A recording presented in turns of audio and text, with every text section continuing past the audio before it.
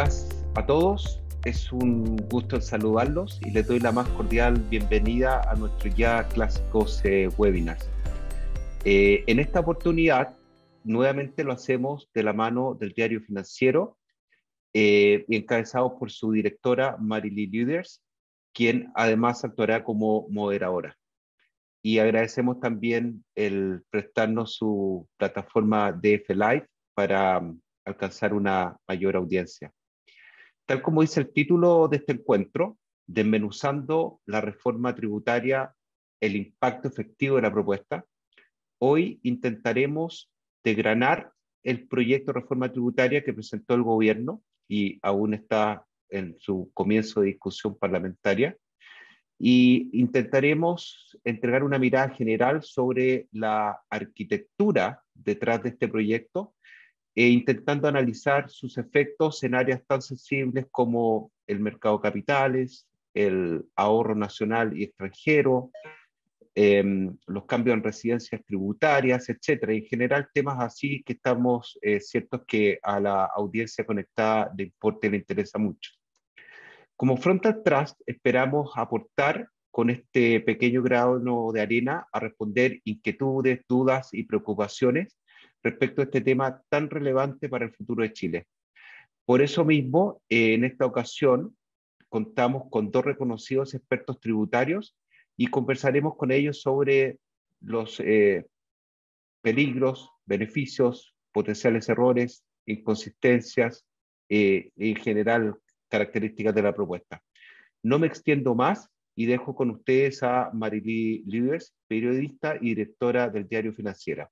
Quiero agradecer a Andrés y a todos ustedes por estar con nosotros hoy día en la mañana. Esta es una de las instancias entre Frontal Trust y Diario Financiero que organizamos para estar informados y debatir aquellos temas país. Yo les quiero contar un poco la interna. Hace unas semanas tuvimos un webinar sobre reforma tributaria, a poquitos días de haberse presentado el proyecto que batió todos los récords de conectados y de visualizaciones posteriores. Eso nos indicó que hay mucho por seguir analizando el proyecto de ley de reforma tributaria, que en estos momentos ya se está discutiendo en el Congreso y que es la primera de las apuestas legislativas relevantes de la administración del presidente Gabriel Boric. Hemos tenido una avalancha de inscritos y se está transmitiendo en el diariofinanciero.cl con mucho éxito. En esta ocasión tendremos a dos expertos que justamente, como mencionaba Andrés, además de ser expertos tributarios, esta semana fueron invitados por la Comisión de Hacienda para exponer sus puntos sobre los cambios del sistema tributario. Así que vienen con la información fresquita, como diríamos en periodismo. Muy bienvenida Carolina Fuenzalía. Carolina es socia de Fuenzalía y del Valle Abogado, es experta tributaria. Fue coordinadora de política tributaria del Ministerio de Hacienda y asesora directa del presidente de la República de entonces, Sebastián Piñera, en temas tributarios y corporativos. O sea, ya tiene hartas reformas en el cuerpo la Carolina. Muy bienvenida, Carolina, que además fue reconocida por Chambers and Partners Latin America como la abogada líder en Chile en materias tributarias. Hola, Carolina. Hola, buenos días. Quiero sumar también a este panel a Cristian Aste. Muy bienvenido, Cristian. Cristian es abogado y contador, magíster en Derecho Económico de la Universidad de Chile. Es autor de varios libros sobre impuestos y ha sido profesor en varios cursos de posgrado. Hoy es socio en el estudio Villarroel, Lecaros y Aste y además preside la Comisión Tributaria de la CNC. Así que partamos entonces, vamos a partir primero con una pregunta que les pido que nos mantengamos dentro de unos 2-3 minutos cada uno. ¿Cómo creen ustedes que está la estructura y la base previa a empezar a analizar la reforma? ¿En qué estaba pensando el legislador y cómo ordenó este proyecto? Voy a partir por Cristian. Buenos días a todos y muchas gracias por la invitación. Espero que esta exposición, que este conversatorio que vamos a tener sirva a los clientes de Frontal Trust y a numerosos inversionistas para tomar decisiones relevantes. Este proyecto se enmarca en un programa de gobierno que es de Gabriel Boric, donde él planteaba un incremento en la recaudación de 8 puntos del PIB cuando era candidato en primera vuelta. Luego cambió cuando pasó a segunda vuelta y ajustó su programa tributario y estableció que su proyección era recaudar 5 puntos del PIB. Y ahora en el proyecto de reforma tributaria hablan de recaudar 4.1 puntos del PIB. Y esta recaudación la basan principalmente en que habría una brecha en lo que recauda la OCDE, a la cual Chile pertenece desde el año 2010, Ustedes saben que la OCDE está integrada por 38 países, que son las economías que generan mayor ingreso per cápita o mayor producción bruto. Y bueno, Chile, según los indicadores que maneja el gobierno, tendría, en comparación con la OCDE, una brecha. Sin embargo, ese antecedente es un antecedente que ha tenido que ir ajustando en el tiempo, porque en principio el gobierno señalaba que Chile estaba con una diferencia sustancial con la OCDE, pero no había considerado el tema de la seguridad social. ¿Por qué? Porque la seguridad social en los países OCDE uno paga los impuestos, hay una mayor carga tributaria y es el Estado el que provee de la seguridad social. En Chile es uno mismo el que soporta la seguridad social. Si uno hace ese ajuste, tuvo que hacerlo el gobierno y la diferencia quedó Chile un 28,3 puntos del PIB, porque en principio era 20,9, si lo ajustamos con la cotización de seguridad social quedan 28,3 y la OCDE en 34,7. Si a eso le agregamos la reforma previsional, que va a significar un incremento de 6%, eso desde el punto de vista en cuanto representan el PIB, son 2% del PIB. Por lo tanto, la brecha se reduce aún más. Y si nosotros ponderamos cuánto era la proporción de los ingresos tributarios cuando esos países OCDE tenían un ingreso per cápita parecido al de Chile, constataríamos que esa diferencia se ajusta en 2 puntos más. Por lo tanto, la brecha que se argumenta no es en los términos que ellos plantean. Y quiero remarcar que el problema principal de Chile hoy es el problema económico, de crecimiento económico, de esta inflación, aun cuando el gobierno ha señalado que en realidad no hay esta inflación todavía, pero están todos los números puestos en que la economía está estancada y hay una inflación galopante. Y cuando eso ocurre, los países lo que hacen es reducir la carga tributaria y no incrementarla como le están haciendo acá en Chile. Entonces, no hay una lógica económica en la medida que estaba planteando el gobierno. Eso como primer antecedente que me gustaría poner sobre la mesa. Muchas gracias, Cristian. Entonces, esta mirada macro con respecto al costo que tiene la reforma. Ahora, Carolina, cuéntanos tú, ¿qué otro quieres antecedente agregar al inicio de la reforma? Yo creo que, primero que nada, quería agradecer a Frontal Trust, al Diario Financiero, como siempre, por invitarme, por darnos la oportunidad de comentar y analizar esta reforma, que yo creo que todos necesitamos mucha información. En relación a tu pregunta, yo creo que es muy relevante tener presente los cambios sucesivos también que hemos ido teniendo desde una perspectiva tributaria del año 2010. Y sin ir más atrás, porque hemos tenido, por supuesto, que anteriormente múltiples cambios adicionales. Pero desde el 2010 a esta parte, en 12 años, hemos tenido uno tras otro. Primero por reforma tributaria producto del terremoto que ocurre en el 2010, primer gobierno del presidente Piñera, con un ajuste adicional que ocurre en el mismo gobierno. Luego viene el 2014, una de las modificaciones más profundas que hemos tenido, que es la reforma tributaria de la presidenta Bachelet, que fue objeto de una primera gran reforma, que como todos sabemos tuvo que ser prácticamente rehecha, porque la filosofía que tenía esa reforma, que era modificar en forma íntegra el sistema tributario chileno, simplemente no funcionó y requirió una segunda reforma también en ese gobierno. Luego de eso vino, ¿no es cierto?, un segundo gobierno en que vinieron nuevos ajustes. Vino la modernización tributaria, que no fue aprobada en su integridad en el Congreso, pero sí tuvo importantes objetivos con miras a avanzar en certeza jurídica y certeza tributaria. Finalmente nos encontramos con el programa de gobierno del presidente Boric, que básicamente también tenía un objetivo bastante, yo sé que ha molestado de repente cuando yo he dicho la palabra, un objetivo bastante refundacional desde una perspectiva tributaria, pero creo que es relevante poner las cosas en su contexto. Hoy día esta reforma es muy radical respecto a los principios que plantea, respecto a los principios que vamos a analizar después, pero respecto a la forma en que se lleva a cabo esta reforma. Es una reforma que tiene un objetivo claro, que es recaudación. Pero cuando uno empieza a analizar su texto, cuesta entender, ¿no es cierto?, qué otros objetivos adicionales persigue, porque vamos a ir viendo cómo se contrasta el espíritu con la norma objetiva que se plantea en el texto del mismo. Entonces, al final del día uno ve una reforma muy recaudatoria, que tiene un objetivo claro, que es lograr esta brecha de recaudación que señalaba Cristiano hace un ratito, brecha que pasó parto siendo un 8, vamos en un 4.1 del PIB, pero sigue siendo extremadamente recaudatoria. ninguna de las reformas anteriores ha logrado ese nivel de recaudación, ni siquiera la del 2014, que fue muy, pero muy ambiciosa respecto a los objetivos que se pretendía lograr. Entonces vemos hoy día cierto contraste, y que son las luces y sombras entre los principios que se buscan, los objetos que realmente uno encuentra cuando ve su texto, y eso creo que es una conversación interesante que podemos tener hoy día. Muchas gracias, Carolina. Yo quiero, antes de partir a la discusión de los principios de la reforma, pedirle a aquellos que quieran hacer preguntas que lo pueden hacer. Los que están en el Zoom, en la alternativa preguntas y respuestas, y vamos a tratar de agruparlas y sumándolas en algún minuto en la conversación. Y aquellos que estén viéndonos por df.cl lo pueden hacer en las redes sociales con el hashtag Frontal Trust Tributario.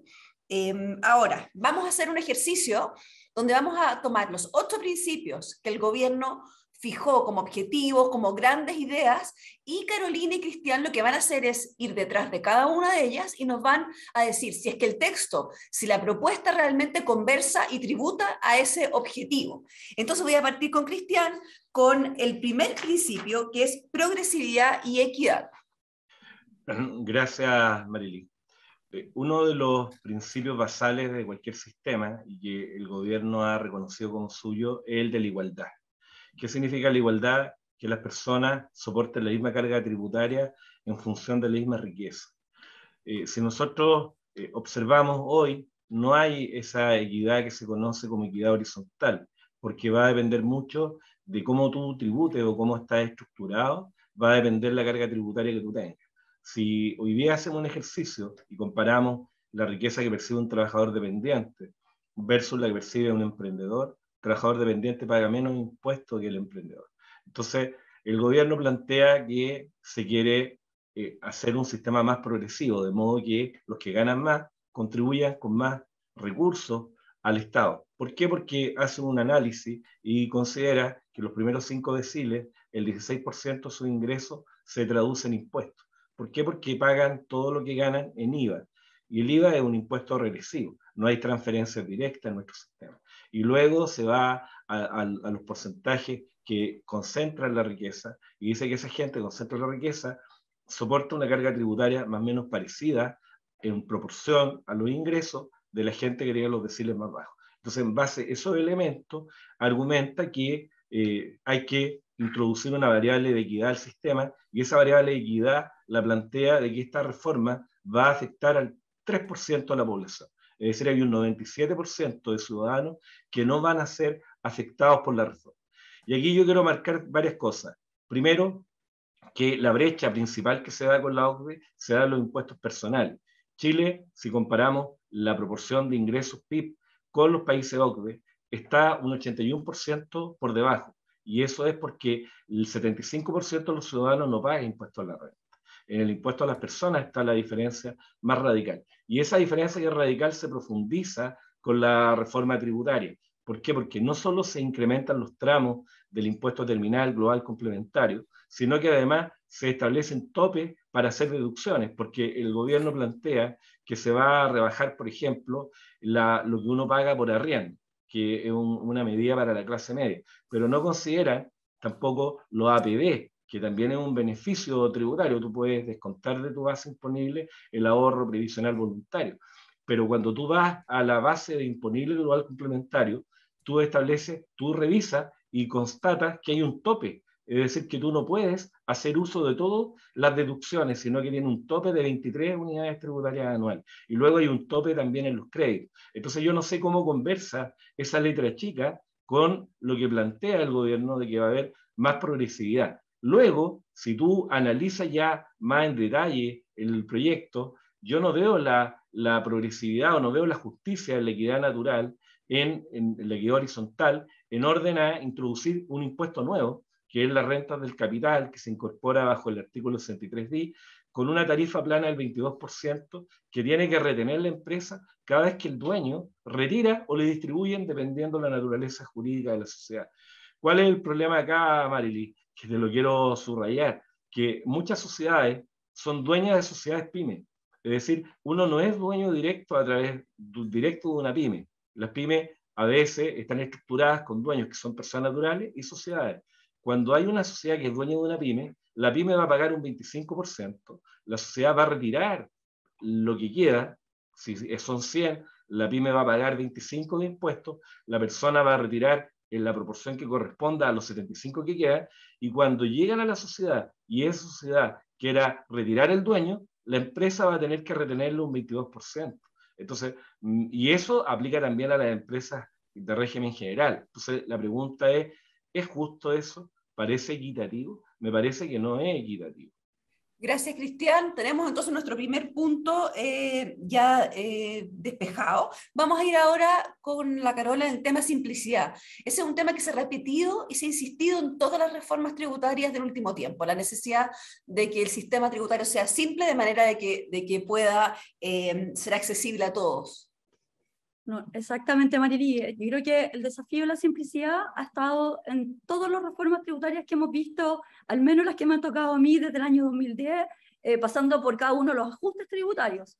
Sin embargo, no deja de llamar la atención que siendo un principio que se señala justamente dentro del mensaje del proyecto, finalmente la realidad no la acoge. ¿Por qué?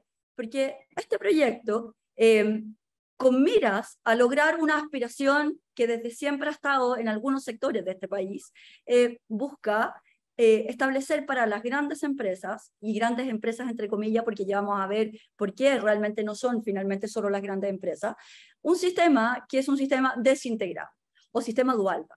Este sistema desintegrado lo que busca es que básicamente la empresa pague impuesto de primera categoría, pero ese impuesto pagado por la empresa deje de ser un crédito que pueda ser utilizado por el inversionista final. Por lo tanto, ya no va a poder ser crédito contra el impuesto global complementario o contra el impuesto adicional, que son los impuestos finales que reconoce nuestra legislación.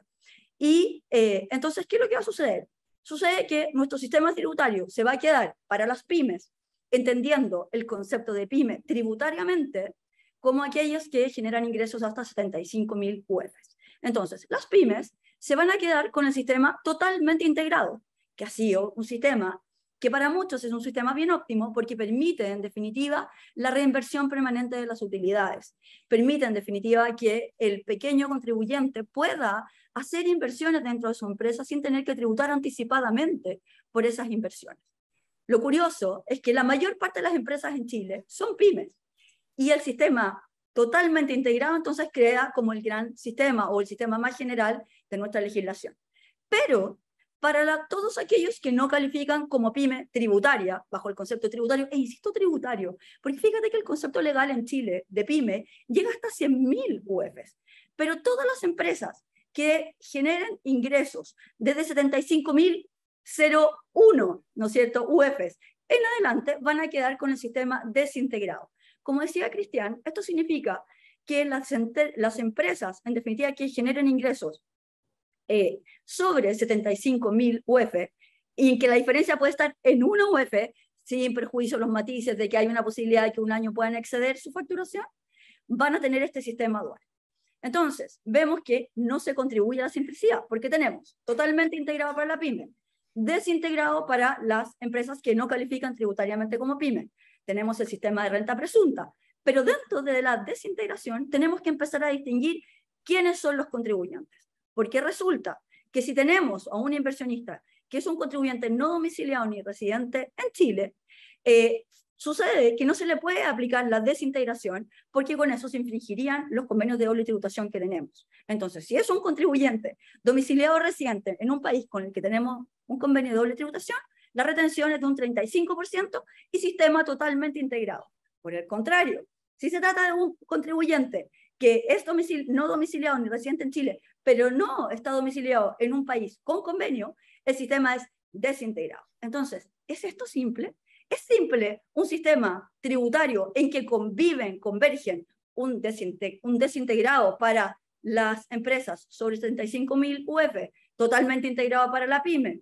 Un sistema dual, dependiendo del tipo de contribuyente que encontramos, más las rentas presuntas, y agrego solo para enredar un poquito más, que las pymes además pueden optar por la transparencia tributaria, muy deseable, por cierto, pero en definitiva no tenemos un solo sistema. Entonces, aquí es donde surgen las preguntas. ¿Por qué estas contradicciones?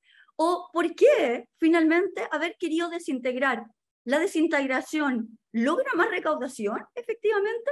¿O es simplemente como un anhelo de tratar de sacarse, que a mí me cuesta entender a veces, porque la gente se enamora de instrumentos, pero los sistemas tributarios desintegrado, integrado, transparencia, son instrumentos, simplemente, y enamorarse, a veces con un objetivo que cuesta entender de un sistema, trae mucho costo. El costo en este caso es que no logramos la simplicidad, sino que nos enredamos una vez más en un sistema que se hace muy complejo de entender y de cumplir. Gracias, Carola. Vamos a tener sistemas varios, un calendario, un menú de sistemas. Ahora, les voy a tener que pedir que vayamos más cortito con los principios para alcanzar a llegar al resto de las preguntas. El reforzamiento de la educación y asistencia al contribuyente, Cristian. Mira, es poco lo que se puede decir en este punto. Quizá califique la norma que obliga al servicio, incorpora como definición lo que son los catálogos elusivos, que es lo que le va a permitir al contribuyente un poco ordenarse de lo que puede hacer o no hacer. Y eso tiene las letras chicas de que se modifica una facultad del director de poder dictar una resolución calificando ciertos actos o contratos como elusivos. Y eso puede servir de precedente para que la autoridad administrativa regional cuantifique diferencias a los contribuyentes, porque ahora las diferencias las va a poder cuantificar en la liquidación amparándose en que el acto o contrato es elusivo. Entonces la pregunta es cuál es el fundamento para calificar el acto o contrato elusivo. Podría uno decir que ese acto, contrato o ese conjunto de actos o conjunto de hechos esté incluido en el catálogo de conductas elusivas o en la definición que haga el director nacional. Entonces ahí se nos va a generar un problema. Yo no visualizo normas orientadas a eso más que el que te he comentado, de favorecer el cumplimiento tributario, orientarlo. Quizá ellos están pensando en los beneficios, etcétera, pero yo no visualizo una batería de normas orientadas a reforzar, por ejemplo, la defensoría del contribuyente. No visualizo eso. Gracias, Cristian. Entonces tenemos ahí el tema de educación tributaria. Vamos a ir ahora con la corresponsabilidad entre ciudadanía y Estado, que es uno de los principios que establece el nuevo proyecto de ley de reforma tributaria. Carolina. Yo creo que acá, muy breve, efectivamente pareciera ser una aspiración, pero a la larga esto es una reforma tributaria en que las cargas se le ponen a los contribuyentes. Y lamentablemente, no sé si Cristian coincidirá conmigo, pero se ve bastante poco compromiso respecto a transparencia y eficiencia, que es el principio que viene después y que me parece que es lo que debiera, lógicamente, balancear esta corresponsabilidad. Aquí vemos muchas responsabilidades de los contribuyentes, infinitas, ¿no es cierto? Nuevos impuestos, nuevas cargas, nuevas obligaciones tributarias, pero esa corresponsabilidad, como decía Cristian, de tratar de incentivar la mayor educación, como orientación, ese rol que debió tener la DENACON, que era la Defensoría del Contribuyente, yo la he hecho profundamente de menos en este proyecto y creo que en eso se puede avanzar mucho. Hagamos entonces el enganche al tiro con el concepto de transparencia y eficiencia, Cristian, que va íntimamente ligado al que la Carolina nos estaba mencionando. Sí, la transparencia ellos la visualizan en términos de ellos poder tener mayor información. ¿Por qué? Porque se modifican las normas del secreto bancario. Es decir, el servicio va a poder requerir información a los bancos y los bancos solo van a poder oponerse a entregar esa información si el contribuyente reclamó contra el requerimiento. Y el contribuyente tiene que informarle al banco que se opuso y tiene que acompañar el reclamo y los antecedentes que sean suficientes para justificar la objeción. También está con la modificación que se hace a un cambio que se introdujo este año a la obligación de los bancos de informar los saldos de los depósitos, que son hasta 1.500 unidades de fomento, los bancos están obligados a informar. En la norma que se publicó en febrero de este año, se obliga, y que está vigente 3 meses después, se obliga a informar y conservar la información por 1 año. Eso cambia y se obliga a conservar la información por 3 años. Además, se obliga a los bancos a informar incluso los saldos de cuentas que están canceladas o cerradas. Entonces, todas las normas de transparencia están orientadas a darle o proveerle mayor información al servicio. La última es la que se incorpora cuando habla del impuesto al patrimonio de los beneficiarios finales. donde tú tienes que informarle al Servicio de Impuestos Internos quiénes están detrás de las sociedades. Y cuando el dueño participa no en un 50%, sino basta que tenga un 10% de la sociedad, tú vas a tener obligación de informarle. Y si tú incurres en un error en información, te van a aplicar multas, y que son multas significativas. Entonces, todas las normas de transparencia que está puesta por el gobierno, yo creo que ellos la entendieron en el sentido de que uno sea transparente para ellos. Al Perfecto, punto de que Cristian. O sea, en el incorpora, fondo perdón, le faltaría ahí la pata de la transparencia del otro, del fondo, cómo se recaudan los impuestos y cómo se consigue la información, etcétera. O sea, es una transparencia unilateral. Vamos por el siguiente principio, Carola, que es estabilidad y certeza. Yo creo que este es uno de los principios que yo sé que con Cristian siempre hemos compartido, sobre la necesidad, ¿no es cierto?, de tener un sistema tributario, ojalá lo más estable posible, que por supuesto no es lo que nos ha ocurrido en los últimos años. Hemos ido readecuando y reinventando permanentemente un poquitito las reglas del juego, cosa que hoy evidentemente afecta a la inversión. Y en cuanto a certeza tributaria, yo creo que esta ha sido una lucha permanente, ¿no es cierto?, de lograr equilibrar en definitiva las partes de la relación y de la obligación tributaria.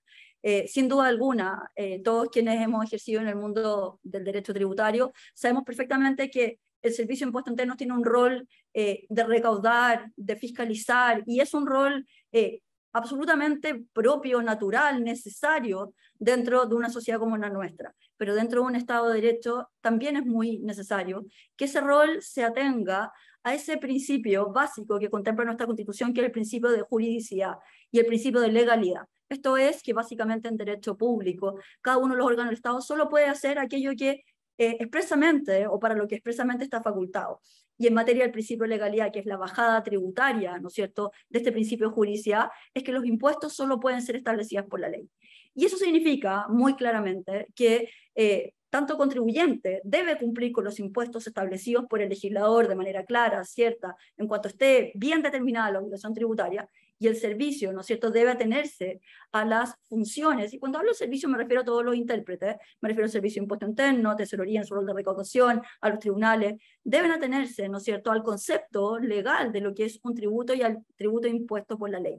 Entonces, defender, mantener sano ese principio es clave dentro de una sociedad que requiere un Estado de Derecho fuerte, también en materia tributaria, para efectos de que la inversión, para efectos de que los contribuyentes, por cierto, cumplan sus obligaciones tributarias en sustancia y en forma, pero a su vez para que, en definitiva, los órganos encargados de la interpretación y recaudación se atengan al marco legal vigente. Y yo creo que ahí hay una de las luces más relevantes y sombras que uno ve en este proyecto, que quizás después podemos ahondar, porque vemos, de alguna manera, a mi juicio, ciertos retrocesos, ¿no es cierto? Por ejemplo, la norma general anti-ilusión, que había sido un tema tan discutido en el año 2014, cuando se presenta la reforma tributaria de la presidenta Bachelet, en que decíamos, es necesario que un tribunal tributario intervenga, porque eso le da juridicidad, porque es una decisión estrictamente judicial, jurídica.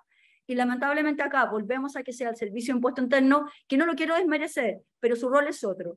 Es el Servicio de Impuesto Interno quien hace la decisión de si hay ilusión o no, es quien se elimina la carga de la prueba en pos del Servicio de Impuesto Interno y se le establece al contribuyente, desaparece la reposición administrativa en esa materia, desaparece el límite mínimo que tenía que existir para efectos de echar a andar el andamiaje de la norma anti-ilusión. Y creo que uno de los grandes temas que ha estado en todas las portadas, ¿no es cierto?, es el denunciante anónimo. Denunciante anónimo que por su redacción pareciera ser aplicable no solo a delitos tributarios, como dice el mensaje, sino que lamentablemente a procesos infraccionales. Yo no estoy en desacuerdo con un denunciante anónimo en delitos tributarios que sean específicamente tipificados, por supuesto, narcotráfico, tráfico o venta ilegal de madera, cobre, minerales, Gracias, etcétera. Carola. Vamos a después entrar de nuevo al denunciante anónimo, porque como tú bien dices, ya tengo varias preguntas al respecto. Vamos rápido por el séptimo principio, Cristian, que es el cumplimiento íntegro y oportuno de los impuestos debe ser mejorado. Mira, acá yo creo que expresa este principio con tú sabes que cuando uno no paga una obligación tributaria te aplican intereses. sobre el capital reajustado. O sea, la deuda se reajusta con la variación del IPC y además te aplica un interés. Y el interés que aplica es un interés moratorio que es expropiatorio, que es 1,5% por medio fracción de mes de retardo. El gobierno lo que hace es discriminar y decir, mira, si el deudor es una pyme, va a pagar un impuesto, un interés de un 1%. Ese es el gran beneficio. Porque además se incorpora la norma nueva para los efectos de las condonaciones. Ya no va a haber una mayor discrecionalidad porque hay muchos contribuyentes que han litigado harto tiempo y en definitiva han terminado perdiendo. Y la deuda que devengada es una deuda extraordinariamente alta. Y si tú vas al giro de tesorería, el componente más alto de la deuda es 3 veces los intereses. Hay juicios que han demorado 10 años, 14 años. Entonces, y por cada mes un 1,5% es excesivo. No hay ninguna norma que establezca un tope para este interés, es decir, que el Estado diga, yo no te voy a poder cobrar más allá del 50% del capital reajustado por concepto de interés. Ha habido discusiones a nivel constitucional sobre esto, hubo un requerimiento de inconstitucionalidad, hubo un pronunciamiento del Tribunal Constitucional en un caso que promovió la Municipalidad de Maipú con impuestos internos y el Tribunal Constitucional declaró que esta norma era inconstitucional, pero ni nada de eso respecto a ello. Ahora, para favorecer el cumplimiento de las obligaciones tributarias, se establece, por ejemplo, el beneficio que mencionaba antes de poder deducir como gasto el arriendo. Eso tiene un efecto, porque tú para poder usar el gasto vas a tener que identificar quién te arrienda. Y eso va a significar que la autoridad va a poder tener esa información para poder fiscalizar al dueño del inmueble que está arrendando sin pagar impuestos. Entonces, son muchas las variables en esta parte del cumplimiento de la obligación tributaria, cómo la estamos consiguiendo. Porque en definitiva están poniendo una pistola en la cabeza para que tú cumplas con la obligación y te obligan a entregar información. Y si hay cualquier error en la entrega de la información, las multas, la verdad, son extremadamente onerosas. Gracias, Cristian. Vamos a ir con el último principio, Carola, que el sistema tributario tiene que responder a las preferencias de los ciudadanos y las ciudadanas, textual, y comenta ahí, en el fondo alude a este proceso previo de consulta ciudadana y a otros temas. Yo la verdad, Marily, en todas las exposiciones que he hecho he puesto en rojo este principio. Creo que hasta el 7º, en teoría, yo tendría a compartir. Porque son principios comunes que hacen sentido y lógica, pero a mí me parece que pensar que un sistema tributario dependa de las preferencias de los ciudadanos y ciudadanas es impensable, porque los ciudadanos y ciudadanas no tienen por qué saber de derecho tributario, menos van a saber si es mejor para Chile un sistema integrado, desintegrado, transparente, atribuido, semi-integrado. ¿Alguien sabe realmente? Comparto y creo que es bueno que uno consulte, pero creo que también la consulta ciudadana sirvió para tener cierta información. Pero esta reforma tributaria cuesta pensar que haya dicho solo relación con esos diálogos sociales. Los diálogos fueron un insumo, pero es una reforma tan profunda que es imposible que haya ocurrido y que se haya redactado en las 2 semanas siguientes, o una semana, ya no recuerdo cuál fue el desfase, entre que concluyen los diálogos y sale la reforma. Porque al menos mi experiencia en redactar una reforma me ha demorado meses. He trabajado 24/7, pero sobre todo recibiendo insumo técnico. Y creo que si le preguntamos a los ciudadanos y ciudadanas si les gusta pagar impuestos, probablemente la mayoría tendría a decirnos que lamentablemente no, porque no todo el mundo tiene esa sensibilidad de entender que los impuestos es la forma en que puede ocurrir una redistribución de ingresos, cumplir los objetivos sociales, en fin. Entonces, raya para suma, a mi gusto, no podemos pretender que el sistema tributario diga relación con preferencias de ciudadanas y ciudadanos, con el legítimo merecimiento y respeto que merecen todos los ciudadanos y ciudadanas, por supuesto. Gracias, Carolina. Ahí el punto quizás es que hay que preguntar las preferencias de gasto, probablemente, qué prioridades tiene la ciudadanía con respecto a los gastos, que probablemente es lo que manejan mejor, y en base a eso estructurar un sistema tributario que... Sin embargo, ahora vamos a partir ya con las preguntas más directas. Tengo varias personas que me están preguntando y además lo teníamos anotado entre nuestras preguntas. Una de las cosas que no está en los principios es la necesidad de que este país crezca, que se mejore la productividad, que haya más inversión, considerando que la mayoría de las reformas tributarias anteriores lo tenían entre sus principios y su objetivo. Hoy día la situación es crítica a término macroeconómico, el próximo año vamos a tener casi nulo crecimiento. Mi pregunta es para Cristian y Carolina, ¿creen ustedes que hay dentro de esta reforma señales de una ayuda a la reactivación? A mí ¿Quién parte, Cristian? Sí, yo feliz, digamos. Yo creo que al revés. El eje está puesto en recaudar como sea. Es decir, acá, y lo decía Carolina, y yo lo ratifico, si tú confrontas lo que es el proyecto de reforma con lo que es el programa de Gabriel Boric, hay una coincidencia absoluta. Obviamente, si hubieran convocado los diálogos ciudadanos, habría habido alguna diferencia, pero no hay ninguna diferencia entre lo que está el programa y lo que está el proyecto. Y los diálogos ciudadanos fue una puesta en escena, en mi opinión, para, evidentemente, hacer un recorrido y recoger insumos, pero insumos que a ellos les convenía, porque hubo organismos gremiales como la Cámara Nacional de Comercio que pidió ser invitada y no la invitaron. Entonces, eso como primer punto. El eje está absolutamente mal puesto, en mi opinión. Yo aquí puedo ser muy controvertido en lo que voy a argumentar, pero cuando tú grabas con una tasa de diferimiento la utilidad acumulada, estás castigando al que ha hecho bien el trabajo. Y tú estableces bien, dice, mira, esto no va a afectar a las pymes porque solo aplica a los contribuyentes del régimen general de la letra A. Pero hay muchos dueños de pymes que son de régimen general. ¿Por qué? Porque para ser pyme, tú no puedes tener ingresos provenientes de una sociedad que representen más del 35% de tu ingreso. Si tu único activo son los derechos de una sociedad que es pyme, todos tus ingresos van a provenir de la pyme. Por lo tanto, vaya a ser dueño de una pyme, pero igual vaya a estar afecto a la tasa de diferimiento. Y esta tasa de diferimiento que castiga al que no se ha llevado la plata, es decir, al que no ha retirado, lo castiga. Y castiga grabando los saldos de las utilidades que viene arrastrando el contribuyente, es decir, aquellos activos invertidos en la propia empresa, porque ¿qué es lo que hace el dueño de la empresa? El dueño de la empresa retira lo que necesita para vivir él y su núcleo familiar, y el diferencial lo deja para cuando las vacas están flacas, para poder apalancarse, para prestarle a las filiales, para invertir en el mercado cambiario, en el mercado de capitales, en la banca, etc. La plata no la tiene en su casa, la tiene invertida, la tienen los bancos en depósitos. Los bancos con esos depósitos pueden ir y prestarle a la gente. Si tú le grabas por siempre con un 1,8%, porque esa es la tasa que se establece, que la puede acreditar el súper rico, pero el que no es súper rico no la puede acreditar, es decir, no la puede imputar contra el impuesto terminal, entonces, contra el impuesto que se devenga por los súper ricos.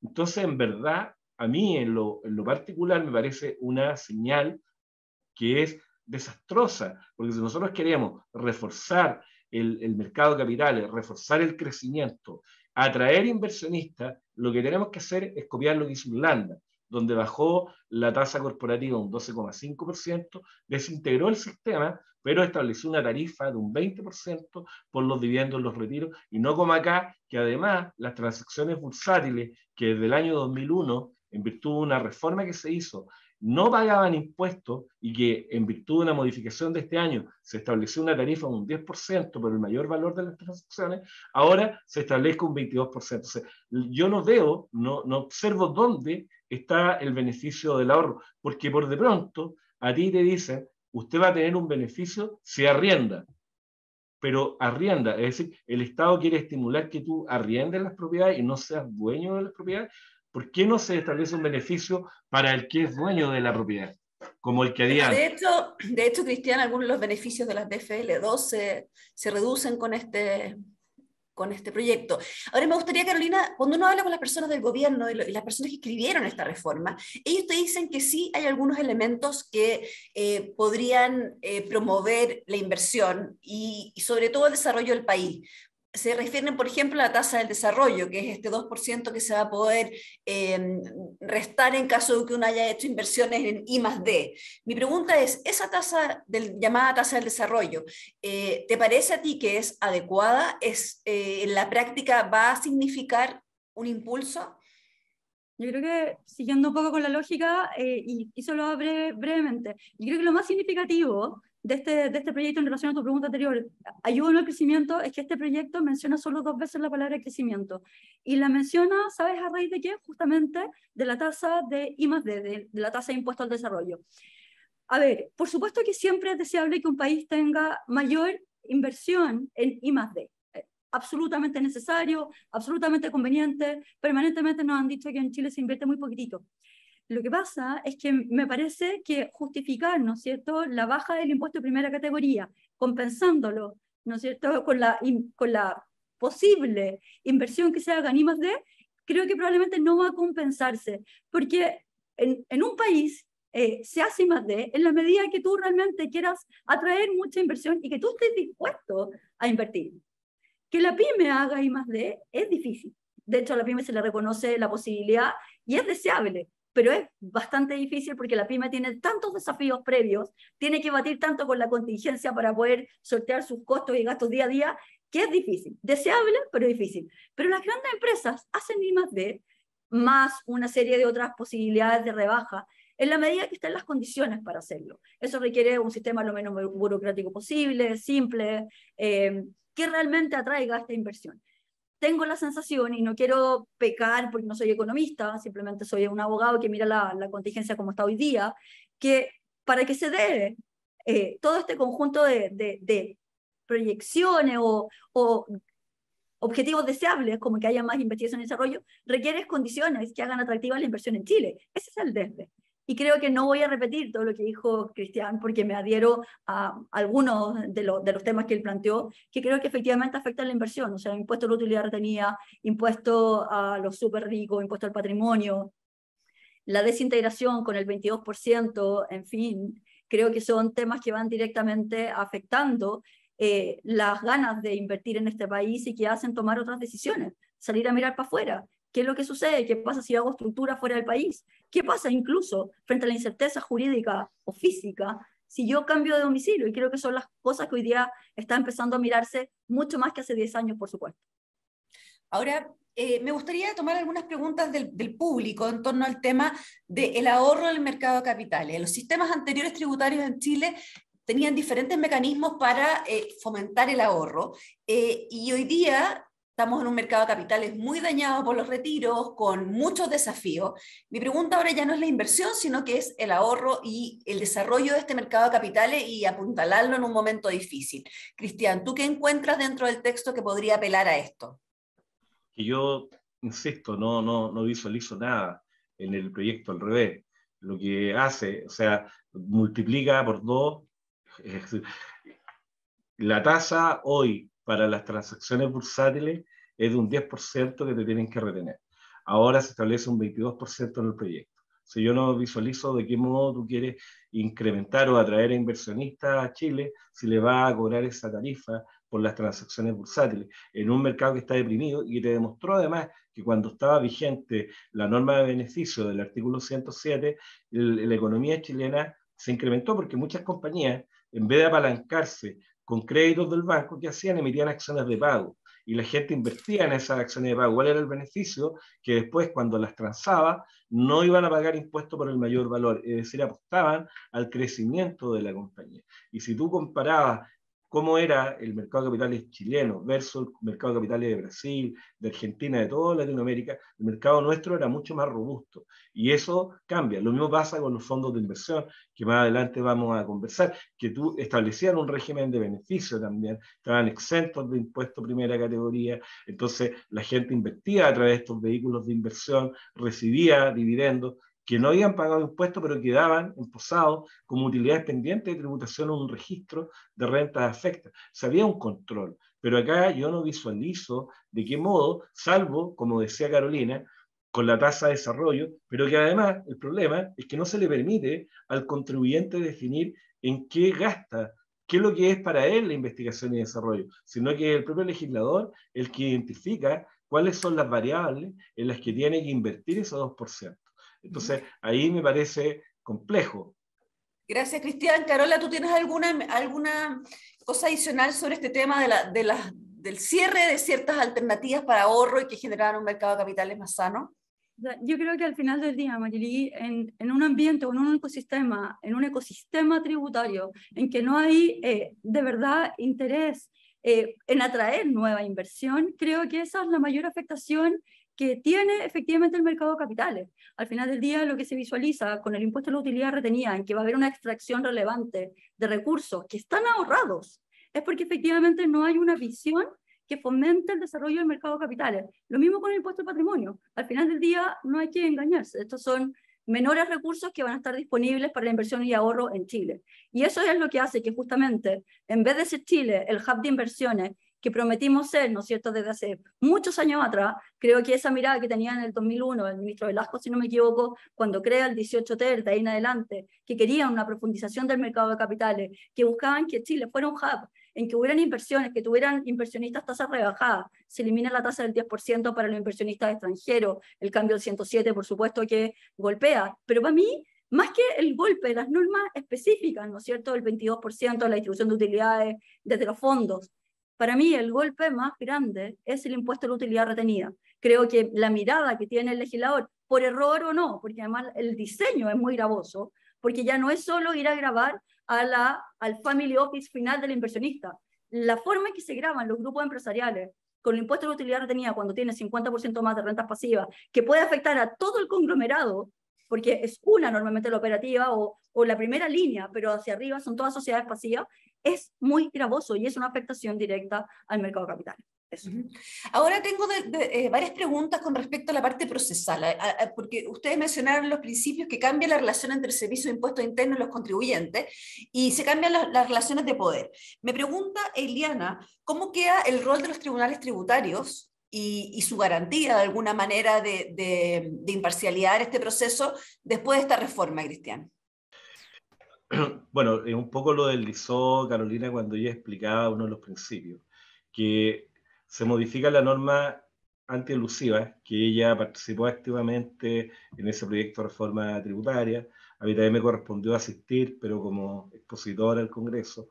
Evidentemente que la norma antielusiva es una norma que define lo que es la elusión tributaria, que replicó la normativa española, y señaló que había elusión tributaria cuando había abuso del derecho o simulación. Y eso, en la práctica, quien tiene que definir o calificar, porque lo que hace que algo sea abusivo o sea simulado, tiene que probarse. Tiene que probarse, no basta que alguien diga que el acto es abusivo, tiene que ser probado. Y quien lo define y quien analiza la prueba, que se rige por la norma de la sana crítica, es el tribunal. Y para eso hay tribunales especializados, que son los tribunales tributarios aduaneros, que también fue fruto de toda una discusión por mucho rato y que logró imponerla a Ricardo Escobar cuando era director de Impuestos Internos. Entonces, el punto es que ahora la calificación del acto elusivo va a radicar en la autoridad administrativa. Entonces, el Servicio de Impuestos Internos en la liquidación, cuando te cuantifica diferencia, te va a calificar que tu acto o contrato que genera esa diferencia, porque lo que hace el acto elusivo es que el servicio entiende que si tú hubieras ejecutado el acto de un modo distinto o hubieras celebrado el contrato de un modo distinto como lo celebraste, tú habrías pagado impuestos. Entonces, como lo celebraste de un modo distinto, te ahorraste un impuesto. Entonces, lo que te hace el servicio te va a cuantificar esa diferencia en la liquidación. Y tú vas a poder reclamar, pero ya la calificación viene dada por la autoridad y respaldada, y por eso yo hacía la introducción con el catálogo de conductas elusivas que ahora está incorporado como definición, con la facultad que va a tener el director de dictar en una resolución administrativa cuáles son los actos elusivos. Entonces va a tener que luchar contra todo eso en un tribunal, y además, Impuestos Internos, cuando uno reclama, a él le dan traslado. Y en el traslado, los abogados de impuestos internos pueden pedir la aplicación de la multa al contribuyente, y eso va a ir por cuerdas separadas. Y una vez que se dicte sentencia, y tal como explicaba Carolina, ahí no hay conciliación en el acto elusivo. Tampoco procede el recurso de reposición voluntaria. Es decir, uno queda inhibido de todas esas prevenciones.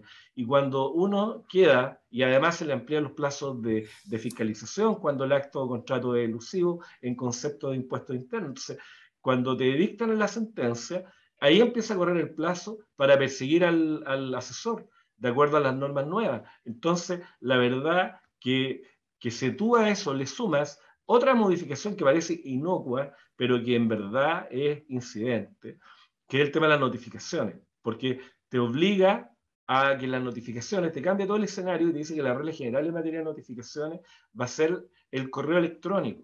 ¿Cuál es el problema del correo electrónico? que yo lo tengo lamentablemente, que me llega al correo electrónico de los órganos gubernamentales y me llegan a spam. Entonces yo tengo que estar revisando los spam y me tienen que avisar a mí los abogados, oye, te van a notificar de tesorería porque acabamos de presentar una excepción en un juicio.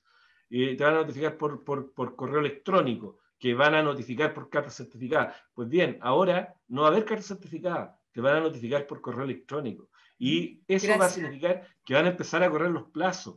Y eso se replica en el juicio ejecutivo. Imagínate cuando a ti te están embargando y toda la resolución que falla la llegan por mail, todo por correo electrónico. Entonces la verdad es que es algo en verdad catastrófico para el contribuyente. Gracias, Cristian. Ahora me gustaría preguntarte, tenemos poco tiempo, tenemos que entrar todavía en los fondos de inversión, que es por lo que muchos de nuestros asistentes preguntan, pero quiero hacerte una pregunta, Carola, porque este tema ha estado en todos los titulares. ¿De qué manera el denunciante anónimo que está hoy día propuesto en la ley podría ser matizado de manera que sea, tú lo deslizaste hace un rato, que podría ser realmente un aporte y no un problema?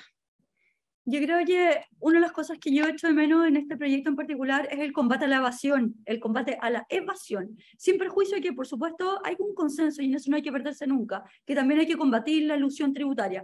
Pero tengo la impresión que este proyecto se centró en la elusión tributaria como si fuera ahí, de alguna manera, el lugar donde va a ir a recaudar más. Y creo que eso simplemente probablemente una carga más ideológica, que lo que busca es poner de alguna manera en una posición más binaria, dicotómica, el rol que tienen las empresas, los grandes patrimonios, etc.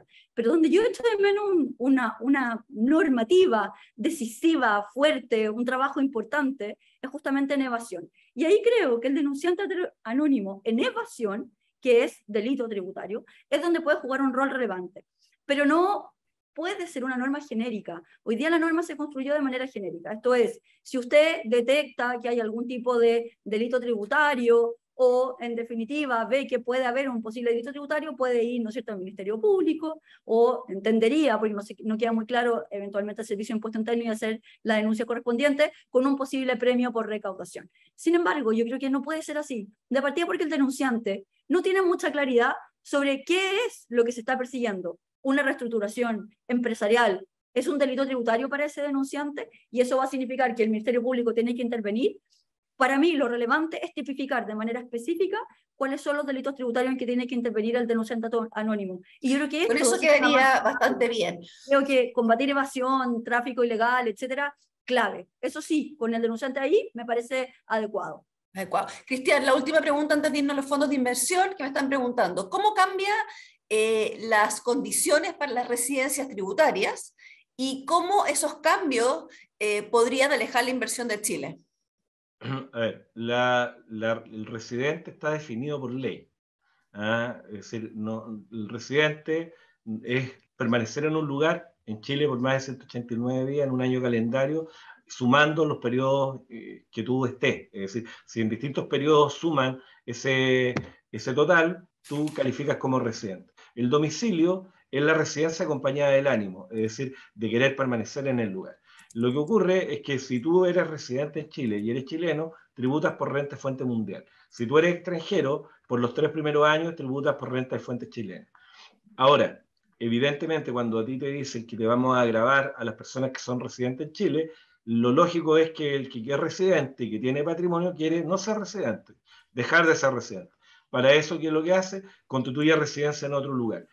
Pero eso también va a generar una discusión, porque Impuesto Interno puede discutir de que en realidad no calificó como residente en otro lugar, es decir, no se cumple el supuesto fáctico de residencia, o cumpliéndose el supuesto fáctico de residencia, igual es domiciliado porque el centro vital de su negocio está en Chile. Entonces, lo que hace el proyecto, a propósito del impuesto al patrimonio, es permitirle al contribuyente ir a Impuestos Internos y pedir que certifiquen que cambió de domicilio de residencia. Y al hacerlo tiene que pagar igual el impuesto al patrimonio en una tasa de un 5%. Lo paga, hace la presentación, Impuesto Interno tiene un plazo para poder resolver si en verdad califica o no que perdió residencia, y si califica que perdió residencia, ya deja de ser sujeto pasivo al impuesto, pero igual pagó el 5%. Y si cambia fácticamente domicilio o residencia sin este requerimiento, el servicio igual le va a cobrar el impuesto al patrimonio por 3 años, no obstante haber cambiado domicilio o residencia. Entonces, evidentemente que esto va a ser una cuestión de interpretación administrativa, cuando se entiende que uno cambia de domicilio, y va a recorrer los tratados internacionales. Cuando tú ves los tratados que Chile suscribe, y todos los tratados que son modelo OCDE, modelo Naciones Unidas, etcétera, lo que hacen es decir cuándo un contribuyente califica como residente de un estado o residente de otro, y van estableciendo distintas variables, y tú por defecto vais definiendo cuándo eres residente de un país o residente de otro. Entonces, eso va a generar evidentemente controversia con la autoridad. Ya han habido controversia a propósito de extranjeros que constituyen domicilio de residencia en Chile, hacen gastos y el servicio les pide justificar las inversiones, y el contribuyente dice, esta inversión proviene de ingresos del extranjero que no tributaban en Chile. Y eso ha provocado juicios tributarios. Imagínate los juicios que van a haber a propósito del tema del cambio de residencia o domicilio. Y a propósito, y no quería dejar pasar lo que decía Carolina del denunciante anónimo. El denunciante anónimo es no solo delitos tributarios, sino infracciones administrativas en general. Y en Estados Unidos existe, y en Chile tú puedes hacer denuncia anónima. Si el problema es que a ti te premien con la denuncia anónima. El problema es que no exista ninguna limitación para el premio. Es decir, uno perfectamente podría pensar... Ahora, Cristian, entiendo que el texto final también impone una multa en caso que haya sido una acusación a sabiendas falsa. Claro, pero la pregunta es, ¿quién califica lo falso, lo maliciosamente falso? Pues tiene que ser maliciosamente falso. En Estados Unidos, tú eres responsable de un delito de perjurio, que no es un delito menor. Si tú haces una denuncia y tienes que hacerla a través de un formulario, identificarte, señalar cuáles son los antecedentes y cuál es tu relación con la empresa. Acá es una denuncia anónima, te van a dar protección, y además es respecto de todas las infracciones, porque no es solo delito tributario. Y la malicia, porque debiera uno decir, oye, si a uno lo sobreseen o lo absuelven del delito, de inmediato le apliquen la multa al denunciante anónimo. Pero no, tiene que probarse que hubo malicia. Y la malicia es un elemento subjetivo que tú tienes que probar. Entonces no Gracias, es tan fácil. Cristian. O sea, complejo a tu vista claramente. Ahora quiero invitar a nuestro anfitrión, Andrés Echeverría, que se sume a nuestro panel, porque queremos hacer una pregunta cortita a cada uno, donde ustedes tasen el impacto que podría tener esta reforma en el desarrollo de los fondos de inversión. Ahí Andrés está en constante relación con todo ese mundo. Andrés, no te veo. Ahí está. Mi pregunta, Sí. Andrés, para ti es, ¿qué preocupaciones ves tú en el ambiente de los fondos de inversión y qué efecto podría tener esta reforma sobre ellos? Uy, un poco para largo, intentaré ser lo más conciso posible. A ver, Marily, tal como está escrito, nuestro análisis es bastante negativo y doy tres grandes ideas. Hoy día, por ejemplo, si queda como está, yo lo considero regresivo porque va a terminar en el margen, esto es un poquito técnico, pero privilegiando a fondos que tienen como activos subyacentes activos líquidos en lugar de los que invierten en tipos, digamos, de activos alternativos que eso financia, o digamos, ayuda y favorece bastante a la pyme. Utilidad técnico entre después cómo hacer la diferencia si entregarlo vía dividendo o vía ganancias de capital. Es malo también porque va a desincentivar la inversión y por lo tanto ahorro de chilenos en el extranjero, y viceversa también es lo mismo. Esto espanta al inversionista extranjero para utilizar este tipo de vehículos para inversiones en Chile. Eso es lo puntual de los fondos. Dame medio minuto más para acotar otro tema de donde yo creo que aquí faltó bastante diálogo ciudadano y bastante benchmarking con países que nos admiramos. Partamos de la base que hay una historia de 2 décadas de reformas al mercado de capitales que todas en general han ido en la línea pro ahorro y pro Chile plataforma financiera, y esto viene desde el MK1 año 2000. Eh, Todos ustedes son muy jóvenes, quizás como para acordarse que en ese año 2000, 2001, llegaron a haber 27 empresas chilenas con ADR que se transaban en Nueva York. Esto lo corrigió en la época de, no era ministro, pero sí era relevante, si no me falla la memoria, Andrés Velasco, que tiene el panorama bastante claro en términos de lo que creo que hay que hacer tributariamente. Y en ese momento se eliminó el impuesto a la ganancia de capital, porque Estados Unidos no lo tiene, y volvió ese mercado a Chile. Entonces, resumo esto y perdón por lo largo. El problema que tenemos con esta reforma es que hay varios caminos para implementar una mayor recaudación. Llámese, uno, cobrar al flujo, que está, y ahora, digamos, se sube. Dos, impuesto a la ganancia de capital, que se introduce en Chile, estaba al cero. Tres, desintegrar el sistema. Chile antes era integrado o semi-integrado, integrado hasta el 2014. Además, un impuesto a la riqueza y además este impuesto al RAI, a la utilidad retenida. No se puede convivir y ser pro ahorro con estas 5 herramientas captando. Y a mi juicio, ese es como el problema de diseño estructural que hay detrás de la reforma. Gracias, Andrés. Ahora tengo una pregunta para cerrar. Me pregunta Antonio Gil y Eliana dos cosas con respecto a esta reforma en puntual. La primera es cómo ven ustedes los plazos y quizá la más importante es qué cosas creen ustedes que durante la tramitación podrían modificarse para terminar en una reforma como han sido las anteriores, no igual a la que se presentó. Carola. A ver, es difícil hacer futurología, pero a riesgo de equivocarme, por cierto, y con mucha humildad, creo que esta reforma fue mucho más allá de lo del programa de gobierno, mucho más allá. Y creo que no fue casual, creo que fue probablemente estratégicamente mucho más allá, porque, por ejemplo, el impuesto a la utilidad retenida, si bien estaba en el programa del presidente Boric, va mucho más allá de lo pensable e imaginable. El impuesto al exit tax o el impuesto a la salida, en definitiva, no estaba en el programa de gobierno del presidente Boric, sino en el del candidato Jadwe.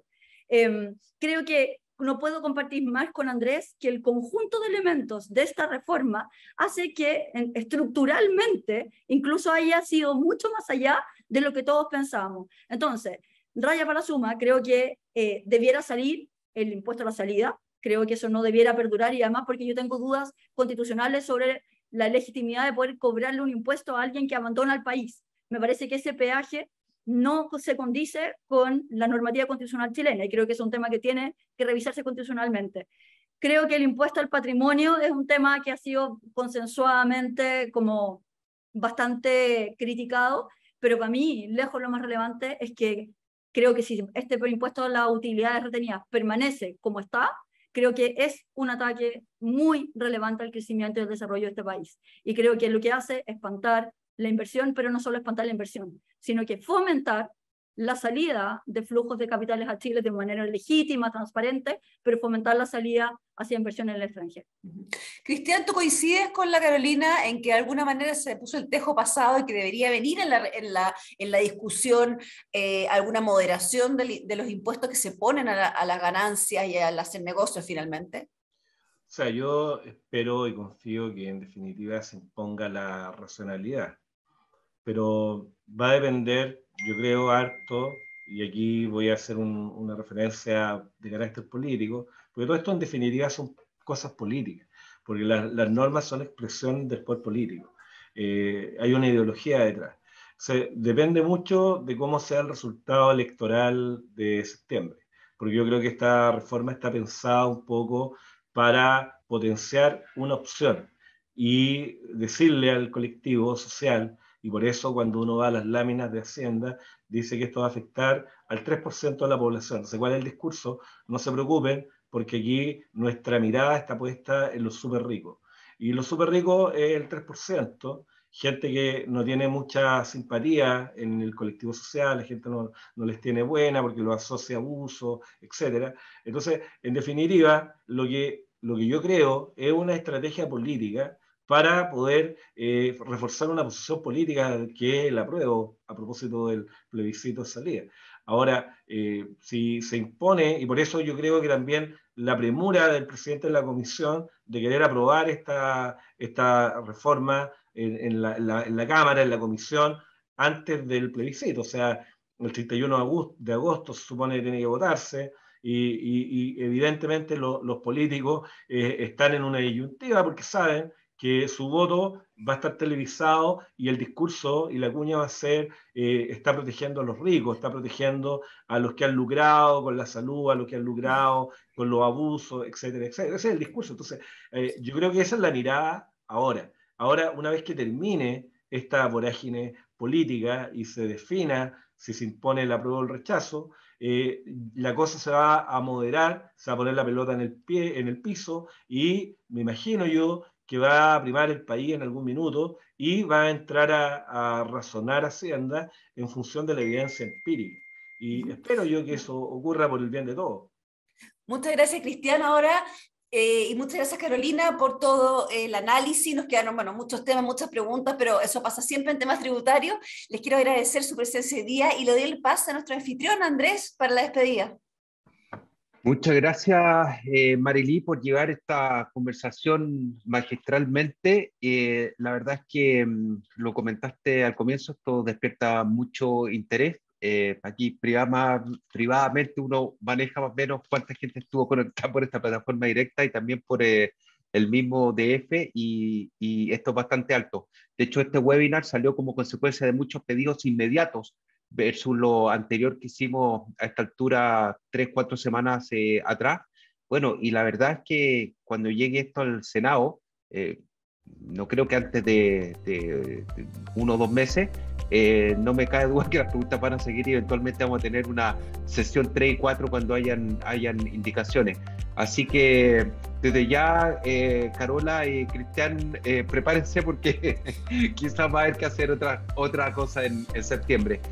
Marilí, simplemente gracias por tu conducción, gracias por DF Live y me despido de todos los asistentes esperando verlos pronto.